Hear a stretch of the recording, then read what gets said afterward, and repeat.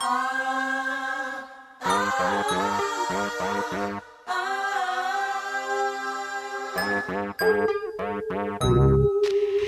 escape can get away. Nothing with them funky rhymes. I deliver to you the new blueprints, vocal instruments, fat like them. What's up? What's This is up your with boy it? Styles here, WestCoastStyles.com. Man, and I got a special guest today. Honored to have this brother here. He is a legend. And I'll tell you that, man. Let me introduce Deadly Threat. You all know him as Threat, but he's Deadly Threat. He's been Deadly Threat, and we'll go over that. And man, bro, thank you for being here today. You're welcome. You're welcome. Anytime, bro. Anytime. This is LA Zoo right here, man. Okay. LA Zoo. And let me tell you something. Let's rewind and go back to the beginning. Tell me how you got your entrance into the rap game and all that. Well, I kind of got my entrance. First, I think the first person, which is DJ Pooh. Mm-hmm. That was my first kind of, getting my feet wet, and then and also King T and DJ Bobcat, LL Cool J's DJ Bobcat, and King How they hear you? How they go about hearing you? And about your skills. Well, me and DJ Pooh, we grew up together. Okay. And, King T kind of grew up with us too, as well, and Bobcat actually, and that's where I kind of started at. Pooh was always telling me, man, you need to, get it together, man, and we could do something. And I was like, I was busy going to jail and and stuff. I stayed in trouble all the time, so I finally went on and conformed to what he was telling me to do. And then King T approached me about writing him a song. And at this particular time, he was like one of my, King T was like, he was like the one of the tops. Yeah. Dude, yeah. So when he approached me and asked me to do a song for him, I was like, whoa, And so we did I Should Diss You with him and Mick Jagger. Yeah, the Rolling Stones sample, actually the replaying of the I Miss You song. Yeah, exactly. Yeah. I think they were label mates over at Capitol or something like that. And so that's what kind of introduced that into that. And then one of my neighbors, he took me out to Bobcats. And I was just going over there to just, do a couple of songs, and shit, we ended up living together for like 3 or 4 years. Wow. He kidnapped me. Wow. And so, hey, man, but if you're going to stay with somebody, that's the person to stay with, I mean. Absolutely right about that, because that guy was cranking out stuff, man. And I felt at home, over there, and we did a lot of records nobody even heard yet. So I'm sure he has a catalog on me, like, of a lot of stuff. So there's a whole vault of music that's just sitting there. Yeah, but and not just with him, with a few other producers as well. I could say this: for every year that you guys didn't see me, there's at least 2 albums from that year. So just think about that. That's a lot of records. Right now, previously, that I got my hands on personally, I got over 100 records. Crazy. Is that crazy? That is crazy. Insane. So how did the LA Zoo form? Well, I formed the LA Zoo when I signed to Cube back in, what was that, 92, 91, 92 or something like that. 192, yeah. And I watched his whole thing. Like, Ice Cube taught me a lot. He taught me how to put it in bars and put it in perspective. And because I was writing verses, and my verses was like 32 bars a verse. And I didn't know I didn't You know. know, I just 16s and all that shit. yeah, I didn't know nothing about 16s or nothing like that. Wow. So Ice Cube was like, man, you gotta cut. He said, man, he said, man, for every verse you got, man, that's almost like a whole song. And I didn't, I didn't know any better. I was just cockstrong, he just not even knowing. So yeah, he helped me a lot too. All Yeah, right. and So, I watched how he was forming the lynch mob. You got to think I watched him come from, NWA and how he started forming a lynch mob. And so I was like, so this is how you make a group.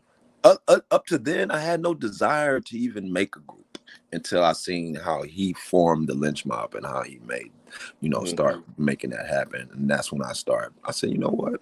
I'm going to make me a crew too.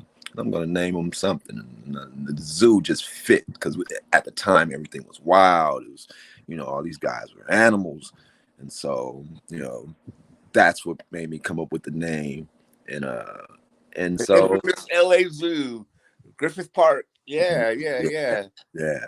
It's Yes, all sir. right. So, it's cool because I mean, I first heard the LA Zoo when I saw the Tupac death at the Death Row concert, and he kept yelling out "L.A. Zoo, Oh, L.A. Zoo." Even Snoop Dogg was yelling out "L.A. Zoo," and I was like, yeah. "What the L.A. Zoo?" You Mac know? 10, Mac 10 was one of my original members as well. Oh, really? Yeah. Wow. Yeah. Who? Any other original members that that you can Well, out of that's prolific, Mac 10. Uh, and he was one of the main guys from that branched off that, when did his thing. Yeah. Um, Who yeah. other what other original members were there though? I mean, even though the non-prolific. Well, you guys never met Nas and him, Cuckoo. Uh, Bates actually ended up coming in later on. And Mac Doe and him used to work together. Turns out they used to work for my older brother. So my brother was their manager. So, Mm-hmm. Mac Doe would come all the time when he would come to the studio to practice. Like, man, I know this guy named Bates, man. This dude is incredible, man. You guys got to hear him. You guys got to hear him. You guys got to hear him. You guys got to hear him. So Maxwell Bates, yeah, those are the.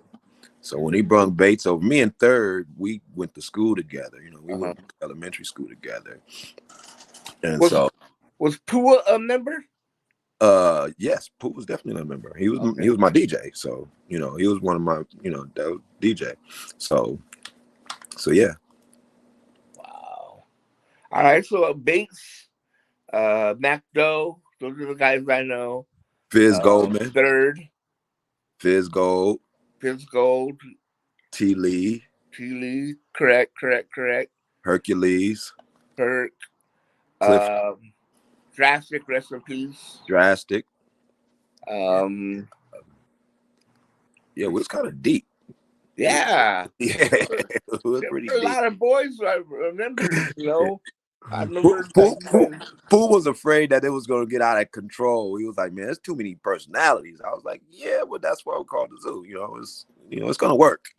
He was like, you got to prove it to me. I don't see it. I was like, well, I'm going to prove it to you. And so we got off to a good start. Thanks to you. You got us off to a nice, good start. Well,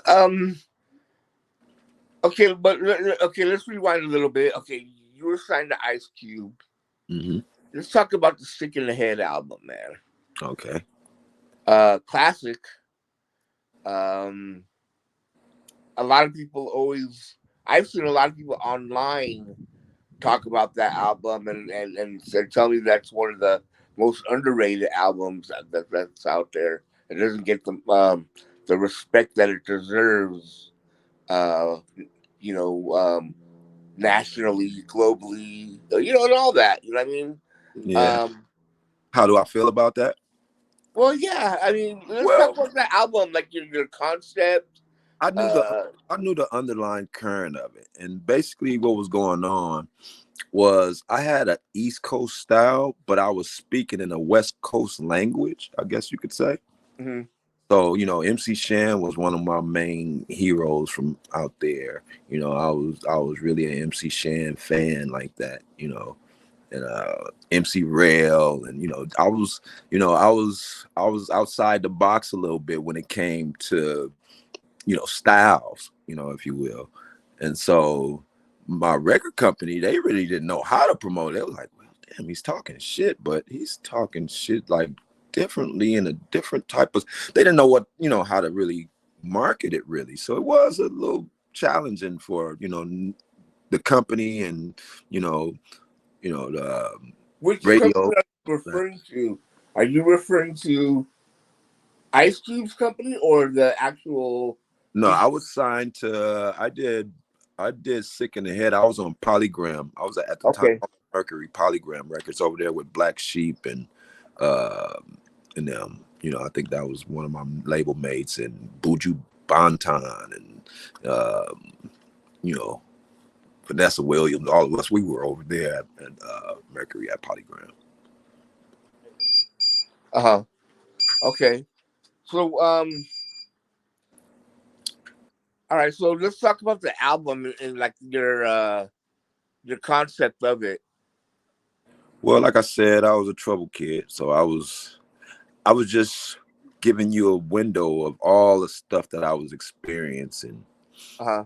Uh, Come to find out, I was basically just that was my outlet. You know, I needed psychotherapy, so that was very therapeutic for me to be able to speak about the things that I were enduring and witnessing, and that's basically what Sick in the Head was. Give you a window back into that time and era of Mm-hmm. all the things that were kind of going on. Like I went to go make records. I got out of jail in '88, and I ended up going to sell dope. So I was selling dope out of town, making a lot of money. I was making like $1,000 a day. Damn. But I got kind of smart, and I noticed that this could get real sticky, as far as police and stuff was concerned. And Yeah. so I said, you know what? I'm done.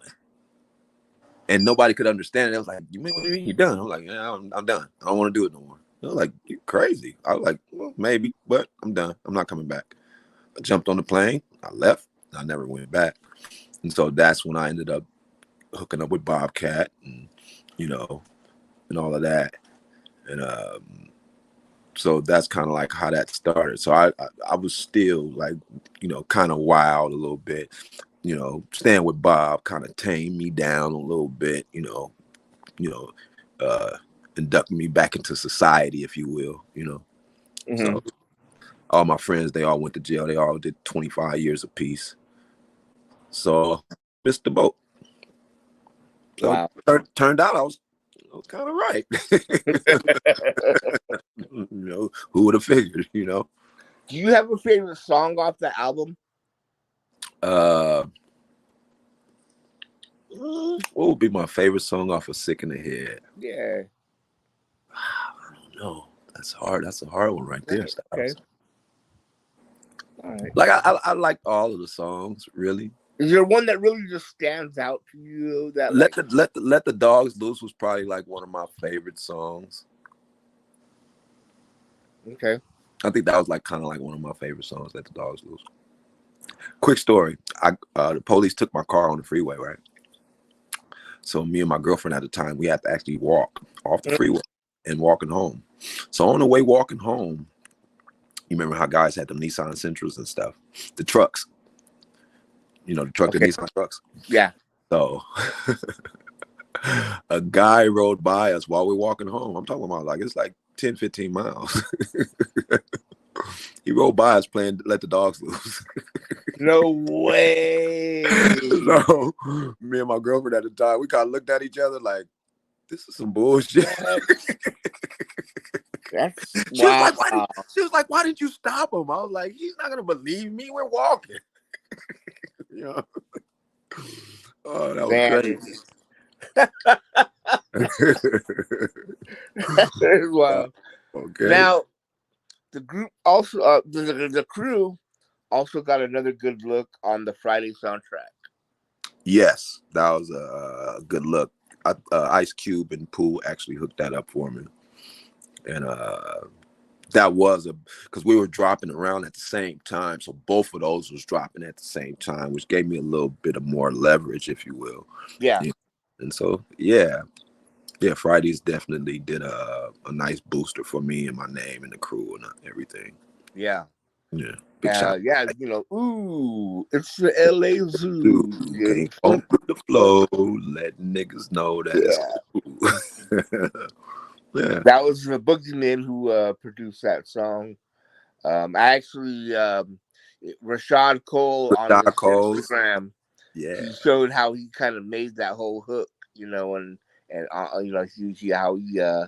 he kind of like did like a redoing of it on his Instagram, and that was pretty cool. Um, hmm but yeah, that song. I mean, it's one of the songs on that soundtrack that really makes it go. You know what I'm saying? yeah, yeah, It had the way it starts with with the siren type of thing. yeah. I really liked that song a lot too. That was one of my favorite songs that I've done. I That mean, I really the like. way you flow on it, you got that beat that with the drum with kind of like a quick time drum on it. I mean with the hi hats. That was my little brother calling. I talk to him And every man, you just flow perfectly over that song. It's just like water, you know, Yeah, the it way did you kind of get down fit to me, if that. you will. It did kind of fit me. And then in the scene in the movie, it kind of it kind of went with the whole little thing. So it was I liked how everything culminated. Yeah, yeah, yeah, yeah. Um, yes, man. So that's one of the songs, and um, let's see what else is there. And then the crew itself. I mean, we talk about the LA Zoo. I mean, we mentioned all the a lot of the members that were in there. I remember when I came aboard.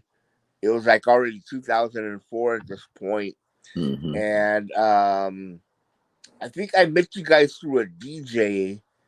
I forget his name. There was a DJ, and he put me in touch with um, man, I forget who he put me in touch with. He put me in touch with one of the members. hmm We started talking, and then that's when I met you guys. I think it was out in it was Culver City. I think it was you guys were out in the garage hanging out, actually recording some things. And I remember you guys were actually my first official interview at that point. Wow, wow. I'm trying to. I had done an interview, but it was like through the email. But it was never in person. You guys were my I could first. kind of remember that. I'm trying to think of where were we at during that time? Because before you started coming to the Kingdom, which was classics, over in Yeah, Venice. it was another It was another place I met you guys at. Yeah, Y'all was taking it in the garage, that was and Fizz. We was at Fizz house. That's okay. that's where we were at. And I remember I kind of like interviewed you all like a little bit, like got like a few words, and that was my first official interview ever, man. It was y'all. Wow, And yeah, what a way to start a day, huh? yeah, man. And then after that, we all just kind of like clicked, Yeah, and we then did. you We did know, that because after that, you was around like every other week. yeah, You was coming through. I was like, they don't stop. yeah. I remember my work at the time. Like if I finished early, I just head all over, to the kingdom and kick it with you guys and see what was going on. And and I was really hoping to get you guys to another level. You know what I mean? And That was and, my and you and you kind of did. That's what kind of yeah, I know, but started the feeling. my disappointment was that I never got you guys over that hump. You know what I'm saying? And Well, you did what you were supposed to do. We as a group got scared of the sky, you know, and this happens often with crews. They get, a lot of times people get nervous about success, you know, and I think that's what one of their fears were, because they were so dope. They were dope to the point to where they were going, and I think me and you, we kind of both knew that. mhm. All they had to do is just, a little bit more, and then they would have made it. And The that's just, talent was there. You know, I yeah, mean, definitely there. yeah, Chile. You know, he was on the Bad News Travels Fast, the Yes, title song. You know, yes, he was on yeah, the title song. yeah. He was on the title And I song. always tried to remind him of that. I was like, bro, you were on the title song of that album. Yeah, You know, yeah, and I was hoping to give him that confidence that look, yeah. you could be that guy. And Yeah, a yeah. lot of them, And I was he like, was, man, and he was a young tiger. He was going. He was going, man. And we started doing a lot of shows. The Troubadour. We were getting in places where, your average normal beginning MC crew, they wasn't getting to a lot of the places where we was I getting. remember the Troubadour. So we was well on our way. Yeah, I Like I said. remember. I remember the Troubadour. Mhm. Um, oh man, that show. And that was special because there was a lot of people in the house that night that Yeah. I was working with at West Coast Riders at the Yes. time. Yeah. But there That's was a lot of groups and acts that were there, and we were all just chilling and hanging out. And I remember that show specifically because you got mad at them because they brought alcohol onto the stage and they was pouring it out to the I to was the like, fans. you guys are tripping, bro. I know we the zoo and we wild, but you guys are wilding. And you guys are like, you're gonna piss off the Yeah, bartender, and you're yeah. gonna. I'm like, bro, y'all, come on, man. We can't do this. You know what I mean? Oh Guys my can't do god! But yeah. I mean, you're right. I mean, I think, you guys had some traction there, and unfortunately, I remember then we had the Pasadena show, and which I have, that's on my Instagram. it. Yeah. With you guys, and it was that show was special because if you look at that footage, it was just everybody in the group at the time was just. I mean, the energy that you guys Yeah, had, the energy we had, the man. energy that we had. And you know what's really crazy? I was experiencing a lot of, I had got a chance to experience beforehand a lot of crews trying to, break into the game. And so I kind of knew the do's and don'ts to this, to some of this stuff, to where, what can get you in trouble, what can get you over the hump. And so, you know, I I felt like I let them down, coach, by not really, you know, being on their bumper about certain things. And I always told them these three things. I said, man, it's only two things that break up a group. I said that's money, women, and cockiness. So let's avoid those three factors, because if we can do that, we can go a long way. Mm-hmm. And I don't know if they knew what I was talking about, but I think I knew what I was talking about. Do you feel there were too many members in the group? No, not at all, because I was smart enough to break it down into two teams. And I don't know if you knew it or not, but we had a first string, a second string, and a third string. Mm-hmm. And in fact, the third string, they're still making records. The second string kind of dwindled a little bit.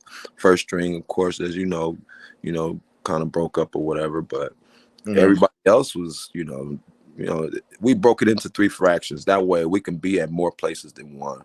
You Yeah. know, and so Well, Snoop Dogg was even working with a couple of the members at one point. yes, he With was. through Terrace Martin, Hmm. and you guys, and I heard some of the songs, and I was hoping that was gonna be the breakout point. Well, hey, like I said, you know, my whole thing was they had it.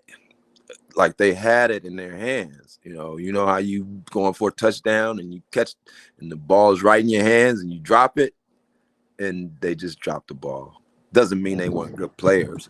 It's just that once you drop the ball, now you're scared to catch it. Yeah. See what I'm saying? And so, I think that was one of the factors that kind of separated these guys. And I told them, don't be scared to fail. Yeah. If you fall, get back up, dust your knees off, and go back and get them. My reason for even staying in this game Mm-hmm. is because I watched E40, and I can remember back in the days when E40 wasn't so appealing to me, if you will. Mm-hmm. At And first, I feel the same way. yeah, I'm brutally honest. I'm by myself and others. That's just me. That's my character. Yeah. But watching E40 should teach us all a big lesson. It's not over till it's over. Mm-hmm. Yeah. And so, I use him to this day as my stepping model. That's what I tell everybody. Yeah. Wow. Mm-hmm. So let's talk about the records you've made, and I know you've always have saved recording over the years. What's prevented us from hearing those records? Well, two things. One, I was doing rap for sport. See, I wasn't really tripping off the financial, of it. I like, the money was good. Trust me, it was great. I was getting large checks. But I always tell people this: Tupac is the only dead guy that paid me more than all the guys I know that's living. Wow. Real spit. So I say that to say, you know, you got to keep going. You got to keep going. You just got to keep going. You got to keep going. And by me doing it as a sport, I was doing it just at my pleasure, at my leisure. Like I said, it was my outlet. So, Mm-hmm. I wasn't in it for the reasons that other people were in it for. They Yeah. thought I was, but they didn't know. I just left a job making $1,000 a day. Yeah. So I wasn't really, the money part and financial part was, it was attractive, but that wasn't what I was going for.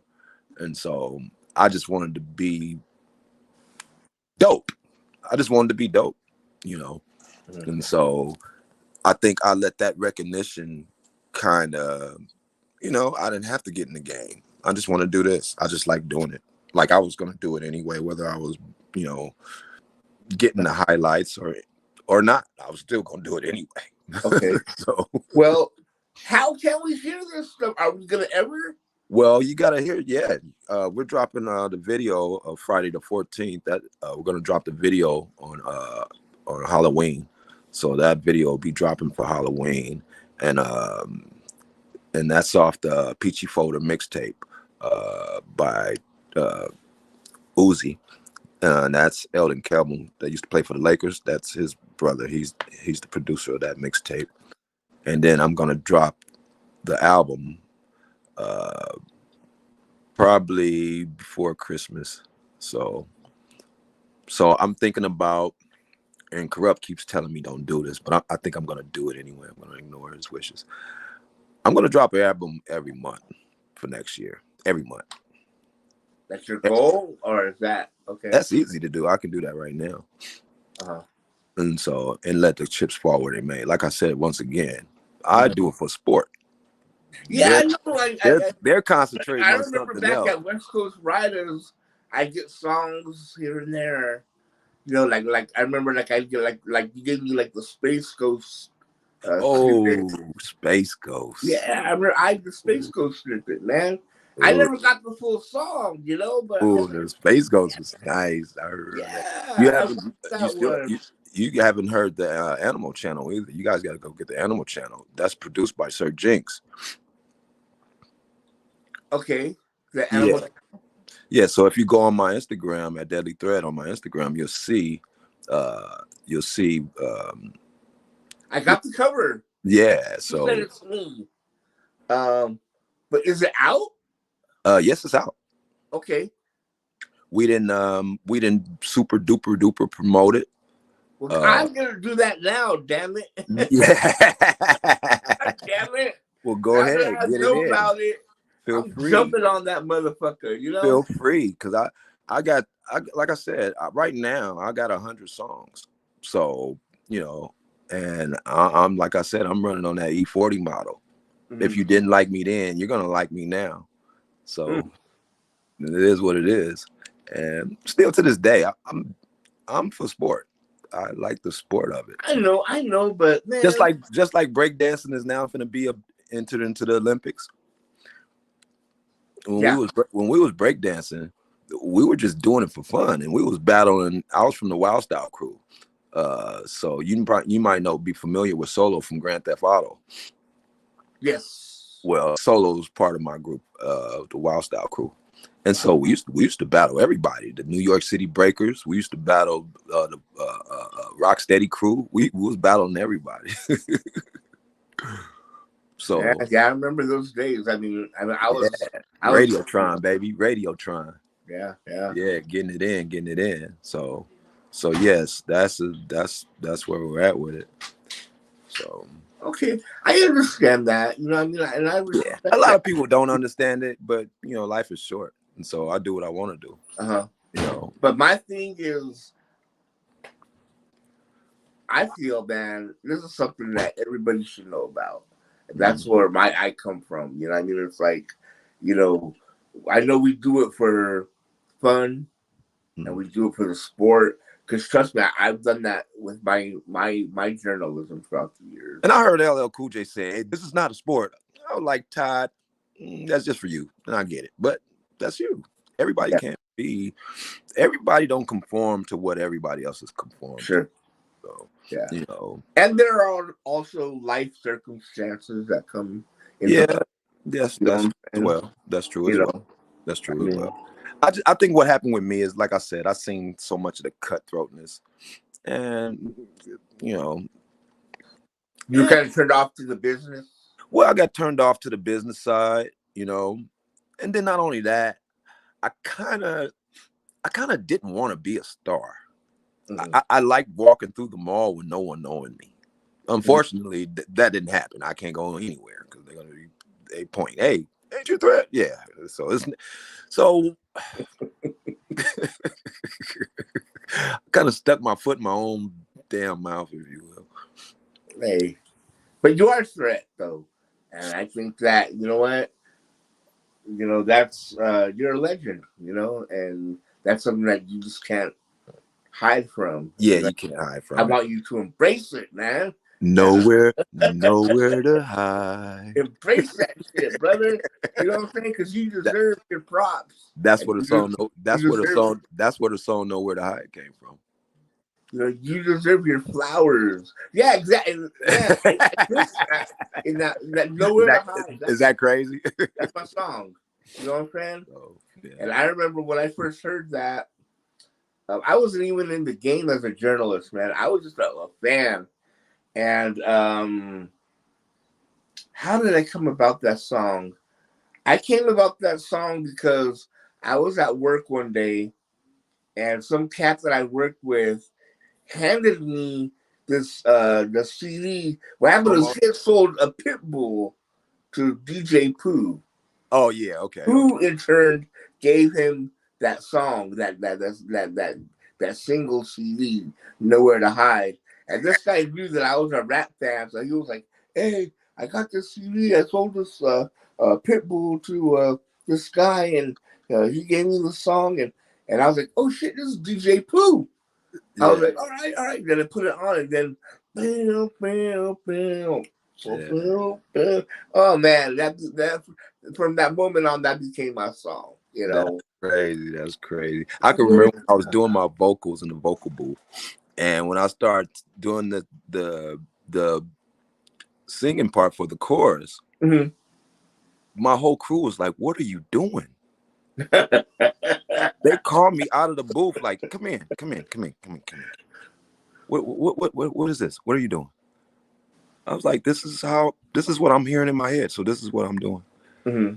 They was like, okay. That song went on to be played all the way up to this day. And so I kind of learned then, like, well, sometimes you got to kind of go with your own gut. You Mm-hmm. know, you can't really conform to what everybody else thinks, or you'll be doing what they want instead of what you want. Mm-hmm. Wow, So, that's dope. So you came up with that singing part on your own. Then that's yeah, pretty yeah, cool, man. yeah. Yeah. So, so No steps to get I away. think that song actually is Funky made. ride. That song is actually what made Tupac want me to write a song for us. That particular song, Which and then song also did you write for joining me Tupac? to. Yeah, we wrote that song. I wrote Peep Game for us, and I wrote another song for us. We never did get to do it, but somebody has it, I'm sure, you know. But yeah, he was like, let's do a song. I was like, oh, okay, sure. I was like, Wow. okay, I'm gonna write my part. He was like, no, I want you to write the whole song. But while he's telling me this, Styles, we're in the studio.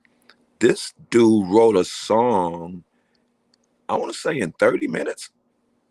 That was the word on him. The whole song style and laid it down. I, I don't know if I was shocked or embarrassed. I was just like, what the hell is going on here? This dude was incredible, bro. He was incredible. He was incredible. Mm. Now So, that night he played at the God, what was that name of that club that everybody fuck the one on Sunset. Uh, sunset. Sunset. um, it's no longer there anymore. You remember the one where the Death Row show with him and Snoop Dogg, the one Uh-huh. that I talked about earlier. Yeah. You were there in attendance that night, weren't you? Yes, I was. Tell me about that night, bro. That was a crazy night. That was a crazy night. We had a lot of fun. Uh, Um, I vaguely remember the whole night because we were probably more intoxicated than normal. But that night we had to see like, okay, so this is how it's going. You know what I mean? We kind of like got a good, you know, glimpse of this is how it's gonna be going when we get there, you know. the And that's all I police. It was my first I want to say my first debut show was at Glam Slam at Princess Club downtown. That was my first show. And I believe that show, two people got unalived that night after the show. So I was kind of after that, I was like, I don't know if I like this too much. So that kind of startled me a little bit, because I didn't want people to be getting hurt just coming to see me. Because when you looked in the crowd, there was a lot of people that didn't even get along with each other in the crowd, and they all came to see me. So I'm like, oh, this is kind of crazy, you know.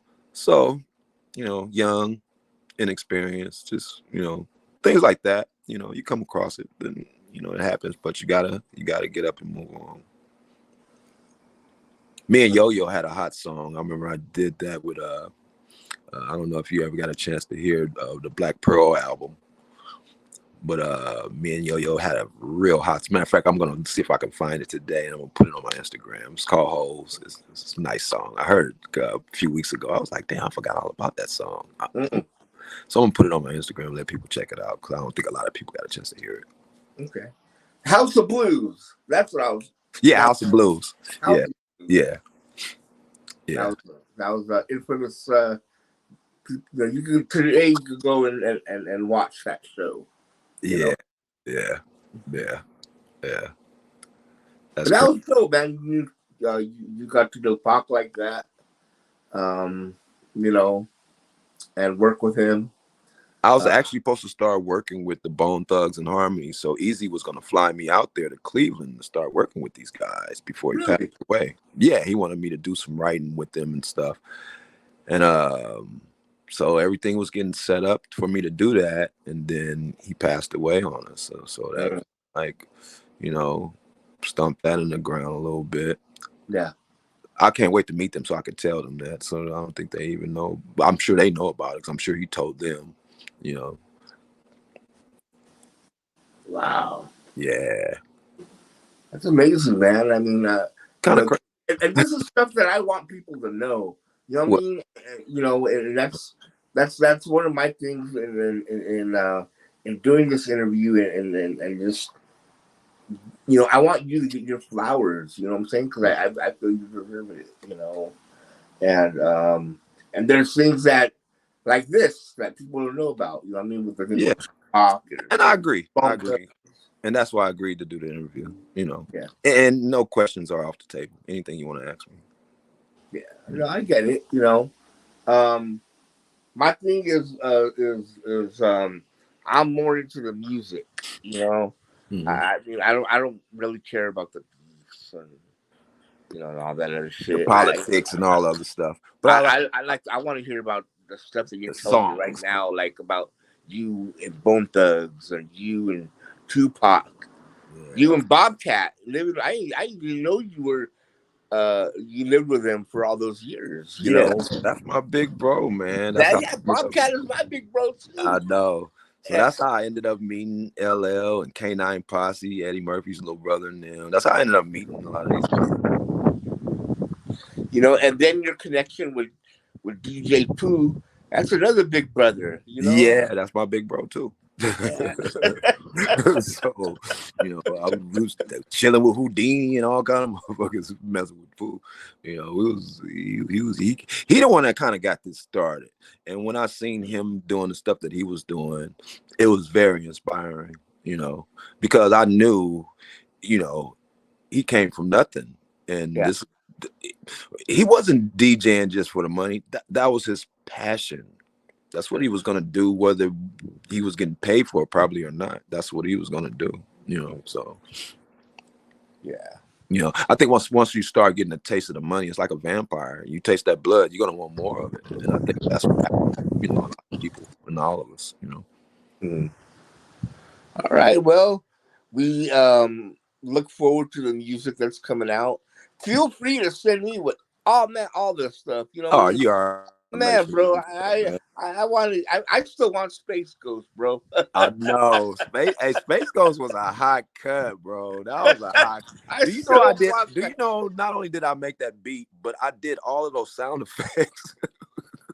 like, like I was an old Space Ghost here. Like I knew all the sound effects and everything. So that's me at the beginning talking with the. So it's kind of that was one of the songs that I've Space done that. Yeah, that was Ghost. me. The whole thing. That was no sample. So that was kind of tripping me out a little bit when I did that song. But yeah, man, I got like I said, I got over 100 songs right now, and that's just immediate. You Yeah, know, ready uh, to launch. Yeah, yeah. I'm getting ready to just start dropping. I'm just gonna start Okay. dropping stuff and then let it. Let's let's do it, man. Let's do Yeah, it. You know what I yeah, mean? Like, um I think the it's time to get your name back out there. You know what I mean? yeah. It's I agree. I agree. yeah. I I, mean, let's rock and roll. I'm ready.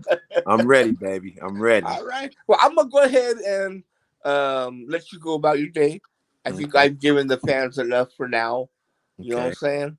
We'll And we're touch back. gonna We'll touch back, and like yeah. I Oh said, yeah. I'm We're gonna we're give you. not done. We're I'm gonna not send you done. some of this new stuff, and We're just yeah. getting started, bro. You know Oh what I yeah, mean? I'm just getting started, I bro. think we've got unfinished business. I'm finna Me and the E40. LA Zoo. I'm finna E40 these dudes, bro. I'm just saying, me and the LA Zoo have unfinished business. Yes, I think we can finish what we started. You know, yes, I agree, and I and think they'll agree too.